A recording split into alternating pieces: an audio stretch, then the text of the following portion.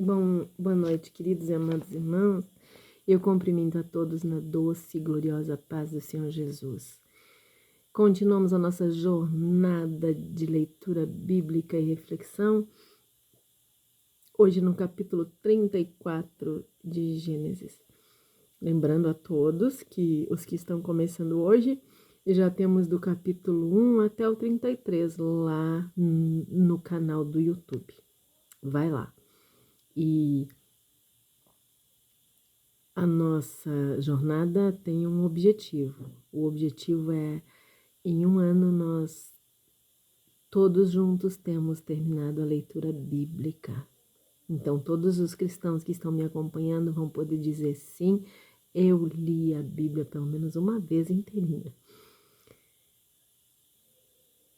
E, queridos, acreditem, a gente vai viajando, conhecendo cada dia mais o nosso Deus na palavra dele, conhecendo os métodos dele, conhecendo a forma que ele trabalha e vamos nos encantando, nos apaixonando cada dia mais por ele, não é verdade? Olha o que ele fez com Jacó. Transformou todo aquele ódio que o irmão tinha em amor, em saudade. Capítulo 34.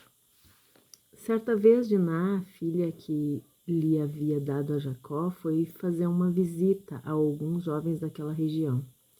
Siquém, filho de Amor, o heveu, governador daquelas terras, viu-a, agarrou-a e a violentou.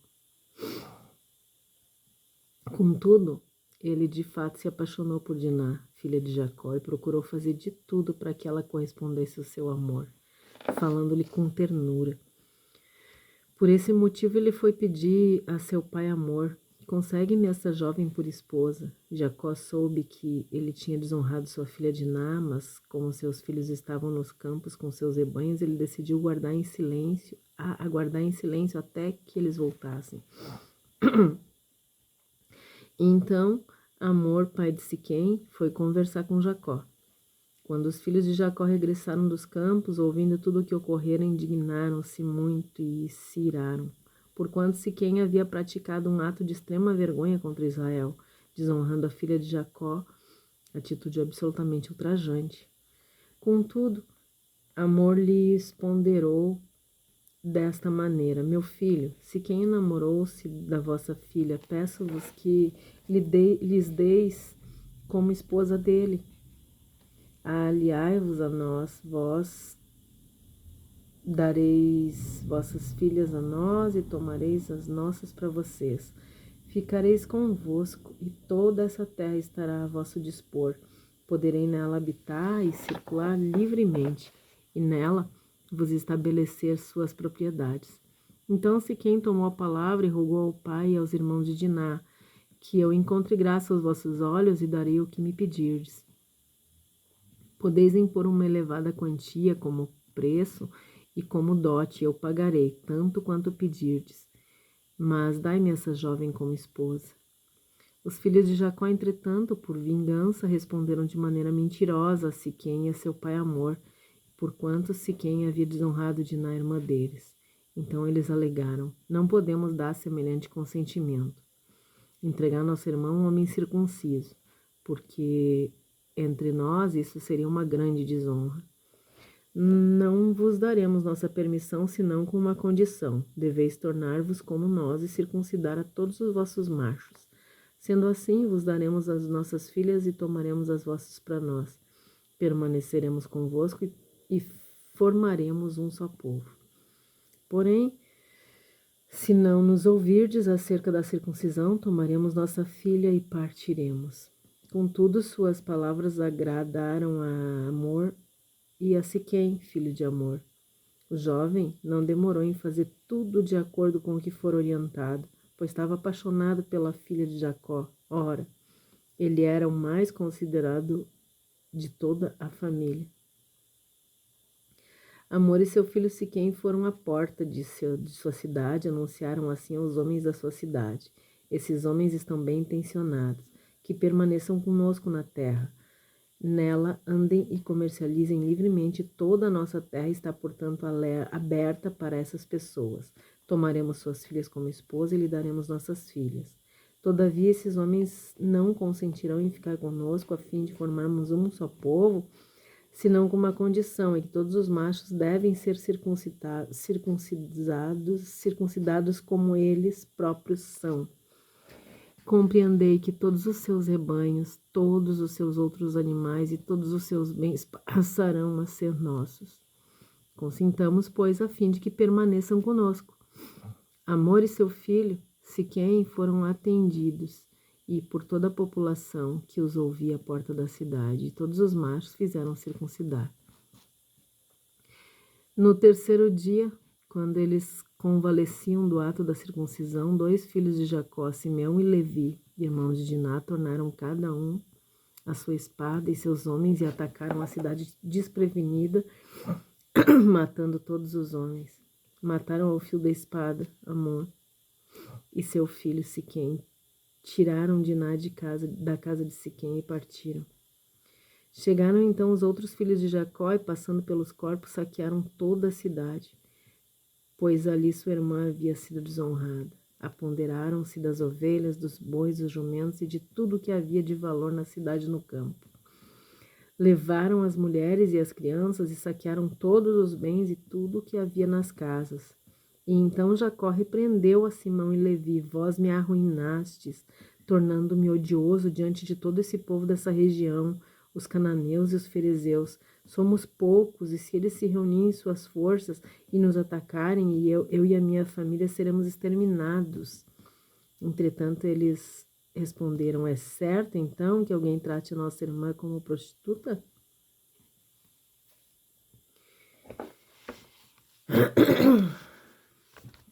Jacó levava muito em conta a palavra dele, né? Agora, a palavra de Jacó tinha poder, tinha que servir, né, como testemunho. A nossa palavra tem que servir. Muitos pregadores da Bíblia escolhem mostrar as melhores características dos personagens. Talvez por medo de assustar os crentes, né? Mas nós precisamos saber que os personagens bíblicos foram pessoas reais e apresentaram os defeitos que os pecados provocaram no ser humano. Queridos, a gente está lendo a Bíblia, cada capítulo, cada versículo. Então nós estamos acompanhando a vida dos personagens bíblicos, não é mesmo? Dos nossos antepassados. Não há como esconder e não há por que esconder. Se fosse para esconder, Deus não tinha, através do seu Santo Espírito, inspirado esses homens a escrever tudo o que eles escreveram. E, inclusive, principalmente, né, os erros desses personagens. Nós já vimos até aqui, né, quantos erros. A Bíblia é a história de um Deus apaixonado pela sua criação, buscando a sua criação de volta o tempo inteiro. É por isso, queridos, que os personagens bíblicos foram expostos da forma que são aqui na Bíblia. Eles foram pessoas reais, que tinham defeitos e apresentaram realmente todos os defeitos que o pecado provocou no ser humano. E eles também sofreram todas as consequências do seu pecado, né? A ideia da Bíblia não é esconder as consequências do pecado, mas expor cada personagem com fidelidade, mostrando de onde vêm os problemas e como é que o Deus Criador age em favor dos que se voltam para Ele. A Bíblia toda revela que todas as coisas cooperam para o bem dos que amam a Deus. Todas. Todas as coisas cooperam para o bem dos que amam a Deus. Mas perceba isso, querido. Cooperam para o bem dos que amam a Deus. Se você é um desses que ama a Deus, não tem do que temer. No capítulo 33, Jacó disse para Esaú que ele iria para Seir, mas ele foi para Sucote. O espírito de engano era quase um membro da família. E no capítulo 34, aqui no verso 13, nós vamos ver os filhos de Jacó que dominavam muito bem a prática da mentira. Em 1 Coríntios 15, Paulo fala que as más companhias corrompem os bons costumes. E aqui diz que a única filha de Jacó saiu sozinha para conhecer as mulheres da região onde eles moravam, né? Onde estavam morando ali. Siquém era um governador pagão daquela região que agarrou e violentou a moça. Depois ele quis casar com ela. Mas os irmãos da moça exigiram que todos os homens de Siquém fossem circuncidados. E 3 dias depois de cumpridas as condições, Simeão e Levi, os filhos de Jacó, que agora era Israel, foram à cidade para cruelmente matar todos os homens, enquanto se recuperavam do órgão genital ainda muito dolorido. Eles mataram os homens, saquearam a cidade, levaram os seus bens, as suas mulheres, as suas crianças.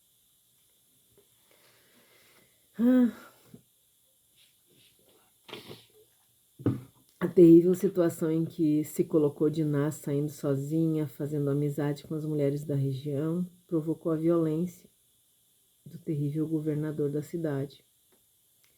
A monstruosa ação de Siquém motivou a terrível reação dos irmãos da Diná, a enganar e cometer atrocidades que cometeram. Os filhos de Jacó cometeram pecados muito piores do que os pecados que Jacó já havia cometido. Os homens escolhidos para iniciarem o processo da salvação tinham histórico de mentira, assassinato, roubo, violência, vingança. Não parece familiar?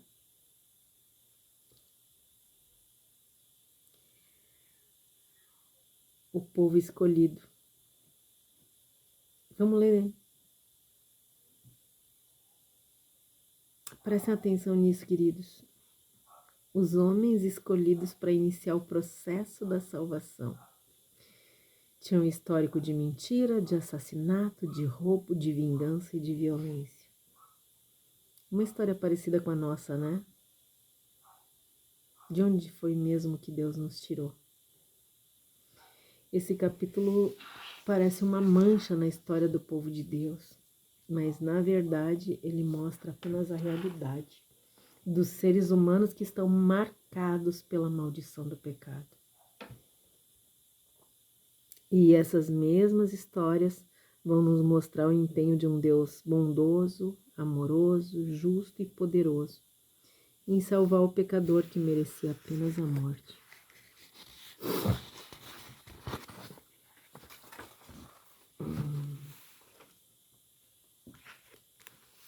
Que Deus é esse, queridos, que nos ama tanto, que amou tanto a sua criação,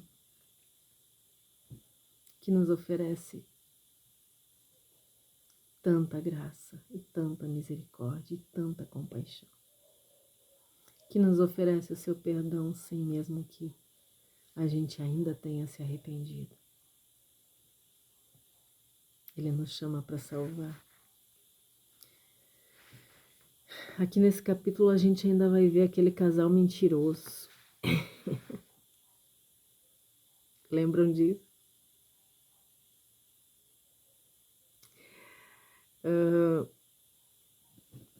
Aquele casal mentiroso,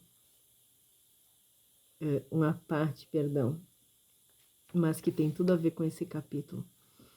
Aquele casal mentiroso lá, que entrou lá na igreja de Atos, no capítulo 5, lembram? lá na igreja de Corinto. Não foi fácil para Paulo expulsar a imoralidade que havia entre aquele povo. Paulo chegou a dizer que não ocorria tanta imoralidade nem entre os pagãos, a ponto de um crente ser amante da mulher do seu pai. Esse pecado já existia aqui em Gênesis 35. O tempo do fim revela coisas terríveis. O nosso tempo não é diferente, né? Nós vemos todos esses pecados. Mas nós precisamos saber que a congregação, a verdadeira igreja de Cristo, é o cenário de sua graça, de sua misericórdia, e que o objetivo dele é revelar o seu poder em transformar as vidas, despertando arrependimento nos corações. Então nós vamos reconhecer a verdadeira igreja pelas vidas transformadas. Se há vidas transformadas que aceitaram, entenderam a graça de Deus, se as vidas transformadas revelam o poder de Deus, se as vidas foram transformadas pelo arrependimento, porque o poder de Deus chama o arrependimento, então nós estamos na congregação verdadeiramente de Cristo, na verdadeira igreja. Nós só somos a verdadeira igreja de Cristo se realmente o poder de Deus transformou a nossa vida, a ponto de que nós temos um coração arrependido, que recusa o pecado, que rejeita o pecado e que ama a graça de Deus, que revela a graça transformadora de Deus através de cada ação, através das nossas vidas. Nós precisamos entender que esse é o objetivo de Deus em toda a história. Toda a história da humanidade. O objetivo de Deus é salvar o pecador. Trazer o pecador para o caminho da santidade através do arrependimento. E sempre foi, sempre vai ser o único objetivo do Deus Criador e Salvador. Queridos, muitas pessoas perguntam qual é o propósito de Deus. O propósito de Deus para nós é santificação. Em toda a história, do primeiro capítulo até o último, em toda a história da humanidade, o objetivo de Deus é salvar o pecador e trazer ele para o caminho da santidade. E o único caminho, a única forma de trazer o pecador para o caminho da santidade é trazendo ele ao arrependimento. Sem arrependimento não tem santificação. Se eu não me arrependo dos meus pecados, eu não recebi a graça transformadora. E isso, queridos, não é um sentimento, é uma escolha. Eu escolho aceitar o perdão de Deus e entregar minha vida a Cristo. Faça isso hoje. Entrega teu caminho, confia nele. Se arrepende dos teus pecados. Deixa ele transformar a tua vida, para que tu seja uma carta viva, andando pelas ruas da tua cidade, fazendo a diferença entre os que servem e os que não servem a Deus. Que o Senhor nos abençoe, nos guarde, que Ele perdoe os nossos pecados, que Ele tenha misericórdia de todos nós e que Ele faça resplandecer o seu rosto sobre todos nós. Forte abraço e até o próximo capítulo.